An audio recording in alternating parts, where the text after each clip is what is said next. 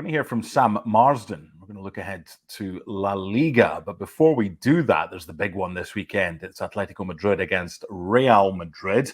And Rodrigo Faez can preview the action now for us and how big a derby this actually is in Spain. Hello everyone! First of all, feel free to call me crazy if you want, because I am gonna admit it. But I do believe that a Madrid derby is at least at the same level than a Clasico.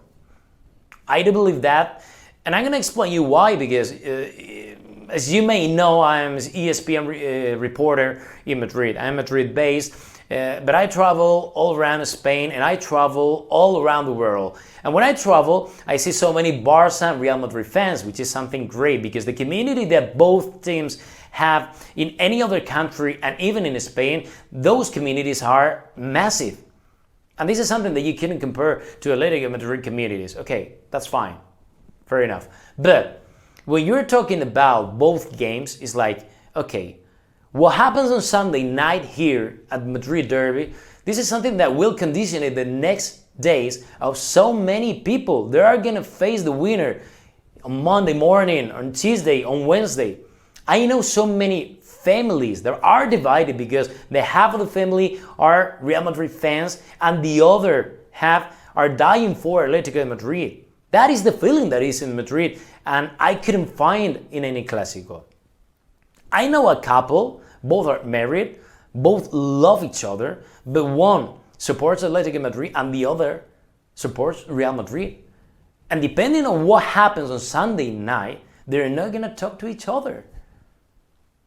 And imagine that, for example, your boss belongs to Real Madrid and you are a worker that belongs to Atletico Madrid. If Real Madrid win on Sunday night, imagine how it could be for that worker that Monday morning. And this is something that I know that the rivalry between Barcelona and Real Madrid is huge, because they're going to fight for any titles, even for the Champions League. And we know that the quality that all the players are going to have on the pitch is massive and maybe unstoppable, with players like Robert Lewandowski, Joao Felix, Cancelo, Jude Bellingham, Vinicius. And I know that you can't compare those players in the Camp Nou or Bernabeu to the ones that are going to play for Atletico Madrid. We know that they are a little bit ahead of Atletico Madrid, but we are talking about a derby. We're talking about feelings. We're talking about passion. And that passion that I find in any Madrid derby is at least the same passion that I find in any Clasico game. And depending on the week, and depending on the season, is even a little bit higher. I know that this is a very interesting debate. That is why I say, and I explain, I give you my reasons. Feel free to call me crazy if you want, but this is the way I feel, and this is the way I think. Some really good points there from Rodri. When you look at some of the other games in Spain, El Gran Derby as well, between Sevilla and Betis, you've got Athletic Club against Real Sociedad. This is just as big, and as Rodri was saying, it's up there with Real Madrid against Barcelona. Delighted to welcome in Sam Marsden to preview the action in La Liga this weekend. That's the big one on Sunday evening. The games begin on Friday, today, live on ESPN+.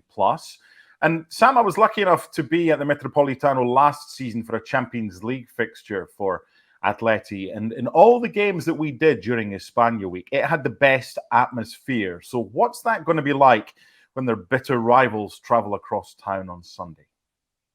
Yeah, like you say, the atmosphere at the Wanda can be electric. Not quite, perhaps. Well, it's getting close to the levels of the old Calderon. I was there, like I said, I don't know if it was last season or the season before. I think it was maybe 2 seasons ago now, when they lost to Manchester City and the fans were really behind the team and they were sort of singing and chanting, even though they'd gone out of the competition after a 0 draw. Yeah, so it's really electric. Hopefully it's all in good nature. Obviously there have been problems with Atletico supporters, with Real Madrid coming to visit as well, with Vinicius in the last sort of 18 months. So hopefully that doesn't play a part this weekend, and there is fair play. But yeah, it's going to be a really good game. And I always think that the Madrid derby, even though Atletico are more than capable of going to the Bernabeu and getting a result, I always look forward to it a little bit more when it's at the Wanda, because it just balances it out a bit. Because even though Atletico are a team that can push Barca and Madrid, we can't deny that they're still just that little level below them. So when they're at home, it gives them that extra boost and makes the fixture slightly more attractive for me.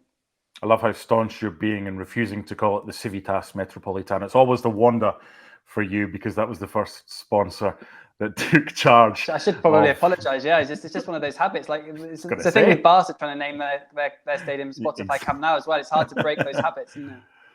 Exactly. I was commentating last week on the Real Sociedad trip to Real Madrid, and you just get the feeling, and I said it in commentary with Casey Keller and Alex Pareja, that you just felt that Real Madrid were going to find a way back into it. They weren't at their best, but they haven't needed to be at their best. They found a way, whether it's late goals from Jude Bellingham or whatever this season, to get 5 wins out of 5.